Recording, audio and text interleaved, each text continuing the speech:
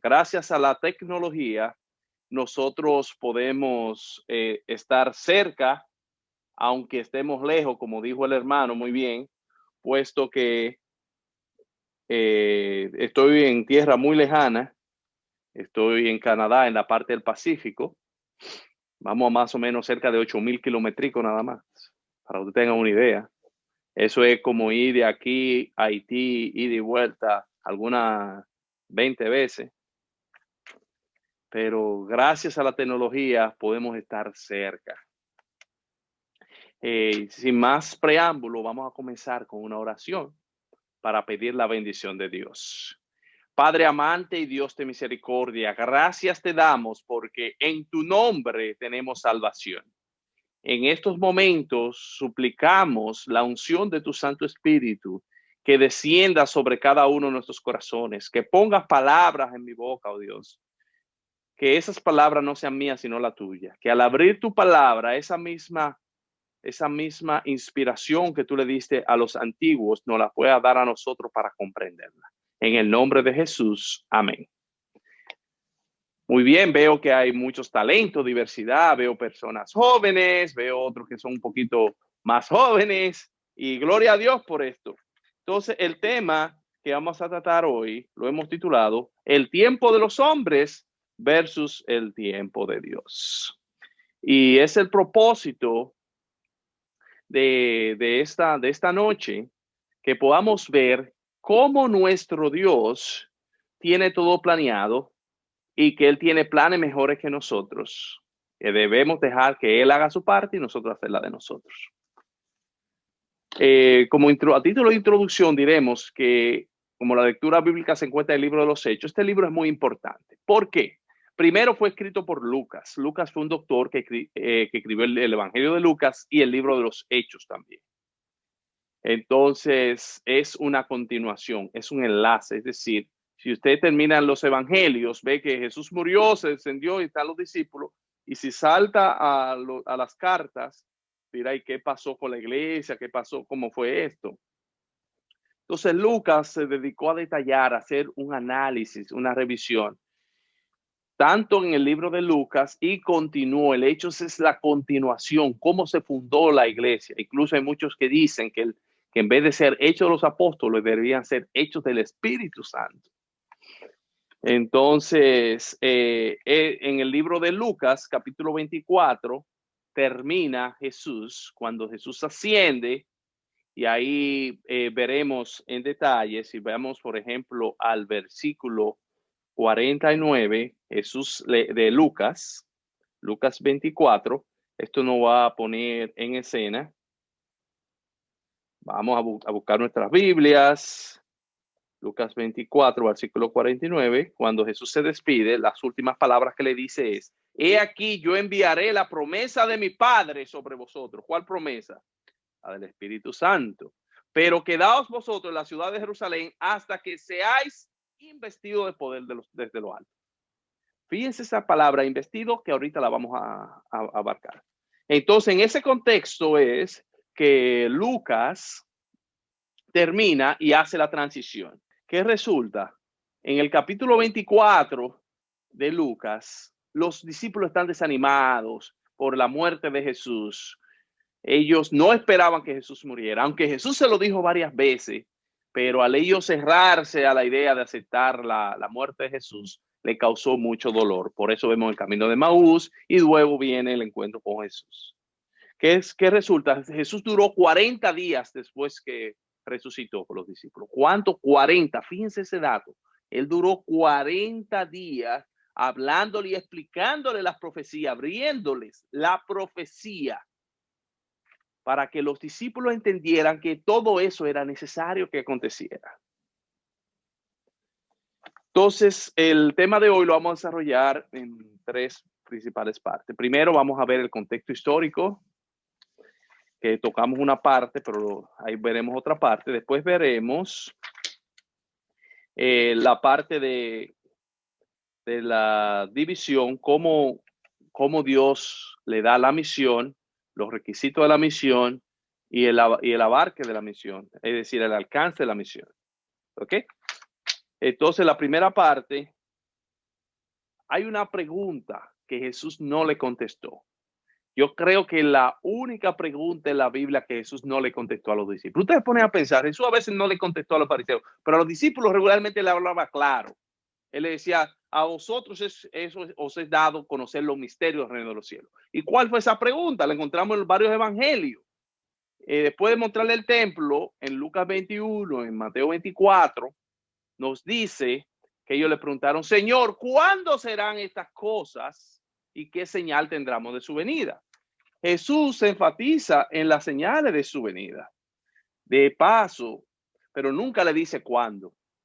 De hecho, aquí le voy a mostrar, aquí tenemos en eventos, no sé si se ve en nuestro canal, eventos de los últimos días, tenemos varios temas. Hay uno que es muy bueno de Semana Patricia, donde ella habla del culto profético de Jesús de Mateo 24. Y hay un tema que viene en producción por un hermano de nosotros que va a decir en qué fecha estamos de Mateo 24, en qué evento estamos. Entonces Jesús no le contestó esa pregunta, pero él sí le dijo que el día y la fecha nadie lo sabe. Aquí después, cuando ya va antes de la sesión, la última pregunta, que siempre es la más difícil que le hace, Señor, ¿restaurarás el reino en este tiempo? Lucas 1:6, ya lo leímos. Ellos tenían interés en el reino. Primero era el reino terrenal. Ok, sabemos que viene el reino celestial, pero ¿cuándo lo instalará? ¿Será ahora? El ser humano se preocupa mucho por la fecha, por el cuándo. Y eso me recuerda la historia de mi hijo. Resulta ser que hace varios años atrás, yo tenía que terminar mis estudios y mi práctica profesional en una ciudad y mi esposa tenía que vivir en otra ciudad. Entonces tuvimos que separarnos por unos cuantos meses por razones de estudios. Y el hijo mío estaba muy preocupado. Dice, papi, ¿cuándo es que tú vas a venir? ¿Cuándo es que yo te voy a ver? Usted quiere meterse en problemas, dígale a un muchacho una fecha para que usted vea. ¿Y por qué tanto? ¿Y cuánto falta? Entonces yo, conociendo la psicología de los muchachos, yo le decía, pronto, no te preocupes, el tiempo va a pasar pronto. No le di fecha, porque en ese momento ni yo mismo sabía en qué fecha, y si tú no le cumples, entonces así pasó, y esa era la pregunta que él siempre me hacía, se ponía muy triste, a veces como que se deprimía, mi esposa tenía que lidiar con eso, yo mismo lo llamaba por teléfono, lo animaba, hasta que llegó el momento del encuentro, cuando yo estoy en el aeropuerto para juntarme otra vez, yo siento que se me pegan por la pierna y se me pega a alguien como una garrapata. ¿A qué usted no sabe quién era? El hijo mío, porque él quería ese encuentro. De la manera similar, los discípulos no querían separarse de Jesús porque lo amaban. Ya ellos querían el restablecimiento del reino. Le hacen esta pregunta, pero Jesús le dice, no, versículo 5 y versículo 7, no os toca a vosotros conocer las razones que solo vuestro Padre ha dejado a su pleno conocimiento.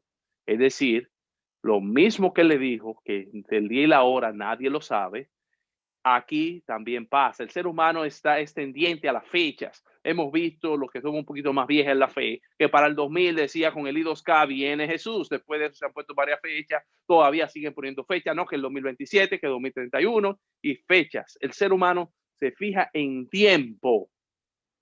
Pero Jesús le dijo que ese no es el asunto. En Hechos 1:8 nos dice, no, en el buen dominicano, eso no son asuntos tuyos del tiempo, de cuándo yo vengo. Ahora bien, dice, pero, es decir, hay algo que sí debe ser para ti. ¿Y qué es? Él le dice, pero recibiréis poder cuando haya venido sobre vosotros el Consolador. Y me seréis testigo ¿en dónde? En Jerusalén, en Judea, en Samaria, hasta lo último de la tierra. Un texto bastante conocido. Dice, recibiréis. Esa palabra de una vez me llama la atención. Ok, y si yo quiero recibir, ¿qué yo hago? Yo en el siglo XXI, yo con 20, 17 años, 30, 50, 60, yo quiero recibir. ¿Qué dice Jesús? Pedid y se os dará. Si tú le pides al Señor, es lo número uno. Pero segundo, dice la Biblia, que vosotros no pedid y no recibís porque pedís mal para la concupiscencia de vuestro corazón. Es decir, siempre y cuando pedimos para el avanzamiento del reino de Dios, Dios no lo va a dar. Si tú pides por el perdón de tus pecados, Dios te lo va a dar. Si tú pides, Dios, yo quiero consagrarme, Dios te lo va a dar.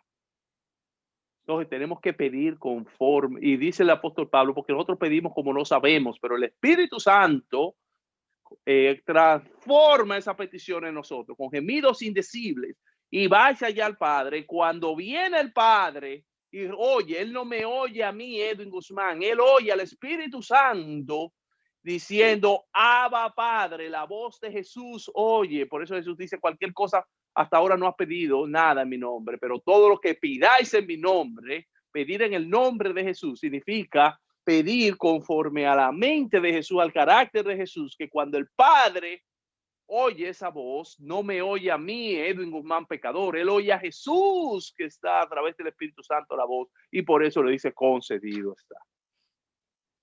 También aquí nos vemos la palabra poder. Poder es una palabra muy fuerte. Poder en griego es dynamos o dynamos, de lo cual viene la dinamita. El dínamo tiene la facultad de que hace una explosión de adentro hacia afuera. Por eso Albert Nobel inventó la dinamita posteriormente, hace 4 siglos, en los 1700, con triglicerina, que es un explosivo muy peligroso. Y lo único que se escapa de la dinamita es lo que no está cerca. Entonces Jesús te está diciendo hoy que tú puedes tener esa dinamita. Es el poder que Dios te va a dar. Esa dinamita, cuando tú oigas la palabra poder en el Nuevo Testamento, piensa que tú tienes esa dinamita. Y esa dinamita viene de adentro hacia afuera. Tiene que explotar primero en ti, porque nadie puede dar lo que no tiene. Y por eso en Romanos 1:16 Pablo dice, porque no me avergüenzo del evangelio, porque es que poder de Dios para todo aquel que cree. Esa misma dinamita, ese evangelio tiene poder. Si tú no estás teniendo poder en tu vida hoy, si tú no estás teniendo poder con tus compañeros, con tu medio ambiente, con tu testificación, es porque no estás recibiendo. Está disponible, como hemos dicho. Y dice, hasta que haya venido sobre nosotros el Espíritu Santo. En ese texto, en Lucas 24 y en Hechos 1:3 nos dice, porque esperad en Jerusalén, porque dentro de no muchos días vendrá sobre todos el Espíritu Santo. Y el profeta Juan el Bautista, él dijo, yo os bautizo con agua, mas viene uno del cual no soy digno de atar el calzado de su pie. Él os bautizará con el Espíritu Santo. Es decir, Jesús está diciendo, esa profecía que dijo Juan allá atrás, todavía no se ha cumplido, pero se va a cumplir pronto. Y esa es la primera parte. En virtud de ese poder es que vamos a poder hacer lo otro. Sin el poder del Espíritu Santo no vale los planes humanos, no vale toda la estrategia. Dice la hermana White, la sierva del Señor, esta obra no se va a acabar con planes humanos, con estrategias, sino con la unción del Espíritu Santo. Y nos sigue diciendo que luego de la venida del Espíritu Santo en los corazones, ¿cuándo sucedió eso? En Pentecostés capítulo 2 vemos esto. ¿Qué pasó en Pentecostés? Fíjense lo siguiente. Cuando Jesús subió al cielo, que dice el salmista, alzad puerta vuestra cabeza y entrará el Rey de Gloria. ¿Y quién es el Rey de Gloria? Eso se aplica a Jesús. Y la hermana Guay, el libro de Deseado toda la gente, capítulo 72, dice que cuando él subió al cielo, presentó las primicias y con motivo de la inauguración del santuario celestial, que él presentó su sacrificio, le dijo al Padre, luego de pasar por los ángeles, le dijo, óigame, ángeles, párense ahí un momento. Cuando fue al Padre, le dijo, Padre, mira, esta es mi sangre, acepta mi sacrificio. Y que el Padre le dio el visto bueno. Entonces, como señal de eso que pasó en el cielo, vino y descendió el Espíritu Santo. Pero fíjense lo siguiente, yo le había dicho previamente en Lucas 24, capítulo 43, que Jesús anunció que enviaría una promesa y dijo, quédense en Jerusalén, ¿hasta qué momento? Hasta que seas investido de poder. Si usted se fija en su Biblia, la Reina Valera lo traduce como investido. La Biblia de Jerusalén le dice revestidos. Y ese es un término más común. La Biblia en inglés también dice vestidos. Cuando investigamos un poco el término original en griego, es ser sumergido en una ropa. Es decir, el Espíritu Santo nos va a sumergir como un bautismo. El bautismo es sumergir algo totalmente. Y la palabra investir significa vestir con ropas reales para un cargo real. A los reyes son investidos de autoridad cuando les son puestas las ropas reales. Los profetas también tenían una ropa especial, se recuerdan de Elías y del mismo Juan el Bautista, que tenían con piel de camello. Entonces, ¿qué nos quiere decir con eso? ¿Qué me recuerda eso? Vamos a ver, vamos a ponernos activos. Hola. Vestir. ¿Qué nos dice esto de vestir? Si nosotros nos vamos para el libro de Éxodo, de Génesis,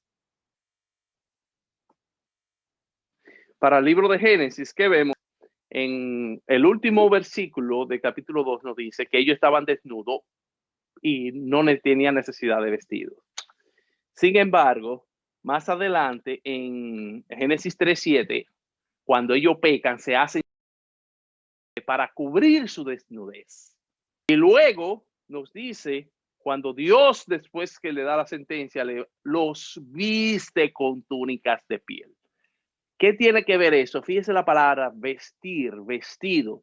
El Espíritu Santo nos va a cubrir nuestra justicia propia a través de la fe, y como señal vamos a recibir el Espíritu Santo. Ustedes vieron cuando Jesús se bautizó, la paloma vino sobre él, el Espíritu Santo en forma de paloma, y así vino Jesús, y dice la Biblia que fue lleno del Espíritu Santo. Los discípulos no lo habían recibido, pero a partir de Pentecostés, el Espíritu Santo está disponible para cada uno de nosotros. ¿Qué nos sigue diciendo? ¿Cuál era la misión de ellos? Fíjense lo siguiente, Jesús le explicó todo, entonces le dijo después, y me seréis testigos.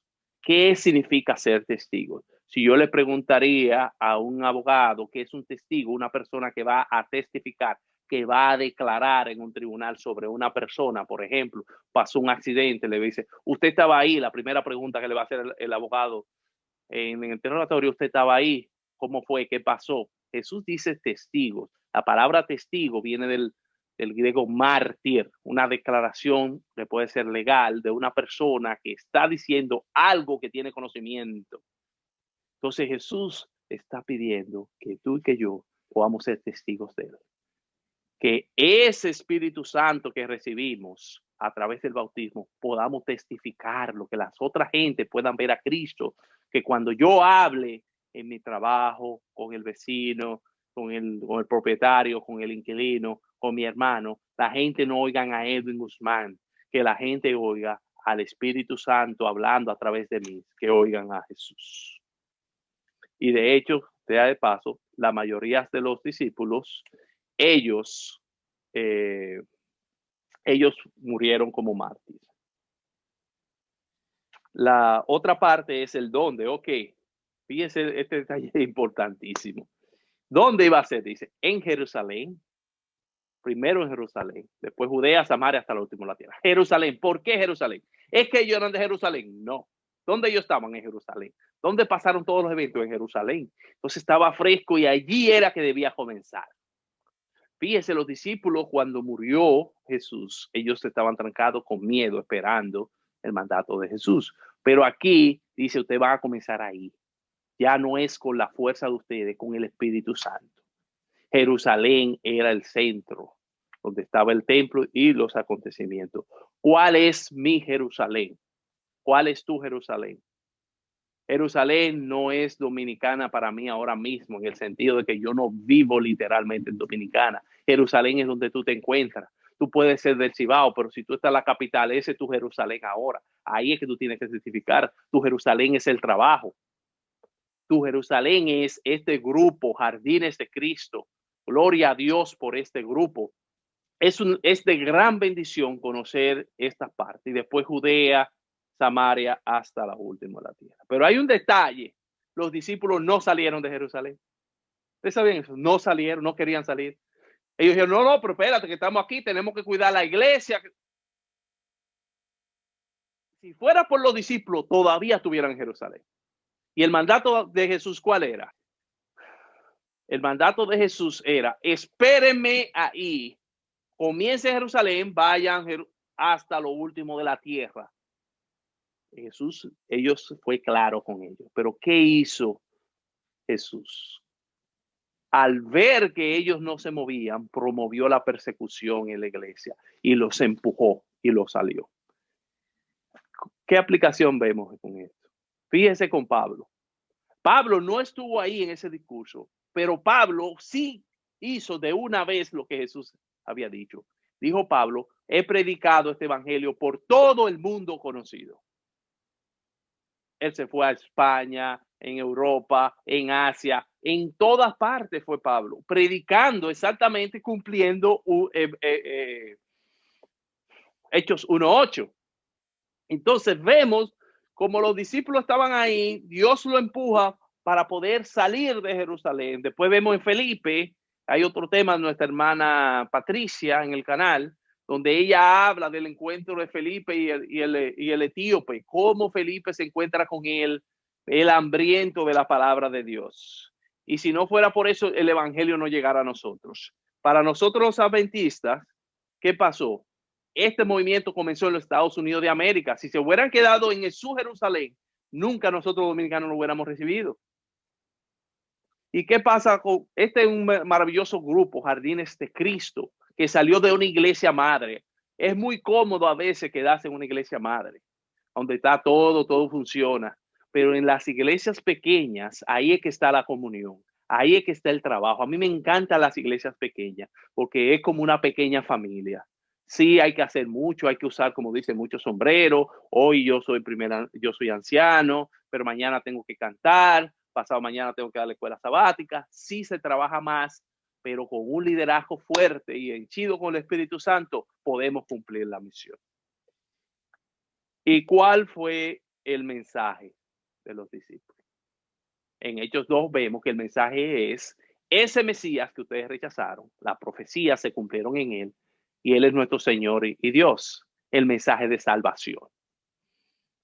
Fíjense que los discípulos tenían pendiente la venida de Jesús, de manera tal que cuando Jesús dice las últimas palabras, dice, ellos se quedaron mirando hacia el cielo y vinieron unos ángeles, hicieron, varones Galileos, ¿qué es lo que hacéis mirando? Este mismo Jesús que fue tomado hasta las nubes de los cielos, así mismo vendrá. Es decir, la segunda venida, ellos estaban esperando la segunda venida en su tiempo. ¿Cuál es el nombre de nosotros? Adventistas del séptimo día. ¿Qué significa adventista? Que creemos en el advenimiento de Jesús. Pero es que realmente estamos viviendo que creemos que Jesús viene ya, que somos la última generación, que ya Jesús va a venir. Yo no te estoy diciendo que va a venir mañana ni en un año, ojalá, pero yo no sé. Pero eso lo tenemos que vivir y ese debe ser nuestro mensaje. Esa era la verdad. Imagínense ustedes. Si los discípulos hubieran predicado el mensaje de Juan, ¿cuál es el mensaje de Juan? Viene el Mesías. Si hubieran predicado ese mensaje, no tuviera efecto. Porque la gente lo hubiera dicho, pero ridículo, pero el que tú dices ya vino. ¿Y qué es lo que tú vas preguntando? Imagínate tú que los discípulos prediquen. No, que viene un diluvio. En 120 años viene un diluvio. ¿Qué sentido tiene? Cada generación tiene una verdad presente. El evangelio es eterno aplicado. ¿Cuál es la parte de nosotros? ¿Cuál es nuestra misión? Lo mismo, ser testigos de Jesús con nuestras vidas. Es que yo necesito ser un Pedro para predicar y convertir 3,000. Ojalá, dice la hermana White, habrá miles de Pedro, pero no necesariamente. Tú, con el compañero de trabajo que tú tienes, con él tú puedes ser un Pedro testificando a través de tu testimonio, de tu comportamiento, de que tú vives.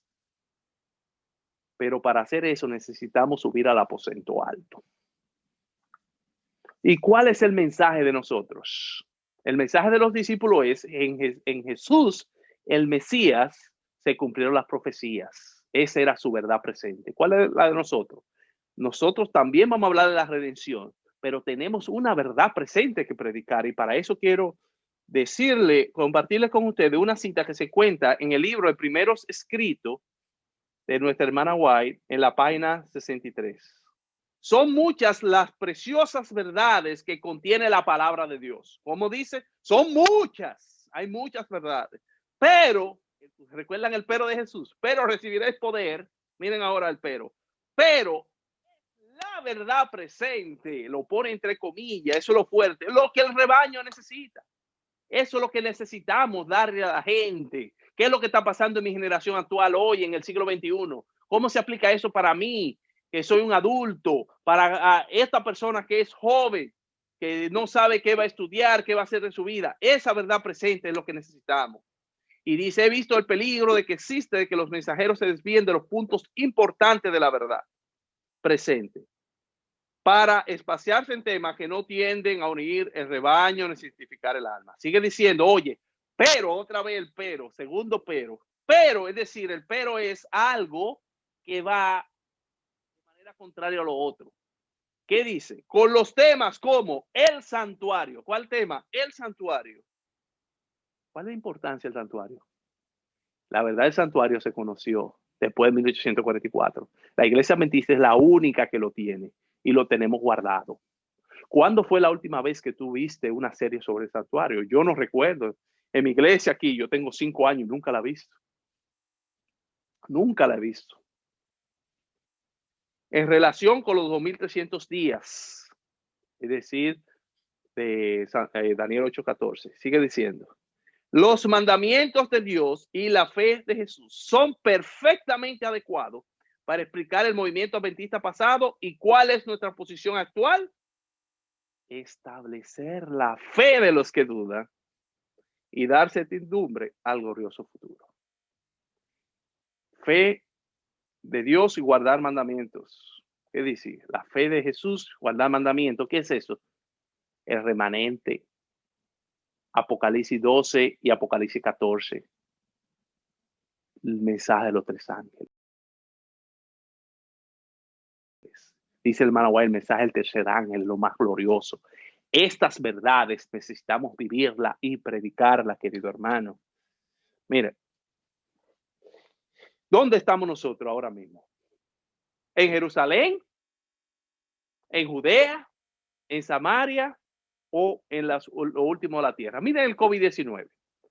Fíjense lo siguiente. Para los discípulos, cuando Jesús murió, ellos lo vieron como un fracaso y los dirigentes judíos lo vieron como un éxito.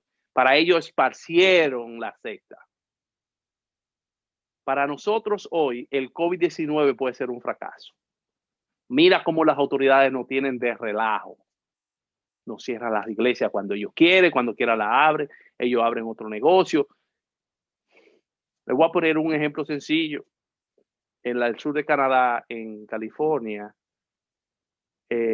dijo la Suprema Corte de Justicia de allá, de California, que estaba permitido, que era un derecho fundamental la gente ir a los cabarets, a los bares, a los sitios nocturnos de mala vida, que es un derecho. Pero asistir a la iglesia no, eso no es esencial. Para que ustedes vean cómo está este mundo. Y nosotros nos quedamos callados. Hay algo aquí en la asociación donde yo pertenezco, la agencia de publicaciones, el año pasado tuvo la mayor venta de Biblias en época de COVID-19, donde todo se hace por delivery y todo. Imagínense ustedes. En tiempos malos fue que se hizo más. A través de las redes sociales, Dios nos está empujando a salir de Jerusalén. Muchas veces nosotros, la gran mayoría de los laicos y pastores, estábamos rezagados en las redes sociales. Pero ¿cómo yo estoy predicando hoy? ¿Cómo estoy entrando a tu hogar? A través de las redes. Es decir, el COVID-19 Dios lo permitió de una manera similar como Dios hizo con la persecución, para que este mensaje pueda llegar a más gente. Mire, nosotros tenemos un canal de YouTube y ahí predicamos y ahí lo ven gente de todas partes del mundo. Es una bendición cuando es bien usado. En conclusión, quiero decirte, hay poder disponible. Tú quieres esa dinamita. ¿Qué vas a hacer con la dinamita? Hay condición, hay que pedir. Los discípulos se quedaron 10 días en un aposento alto.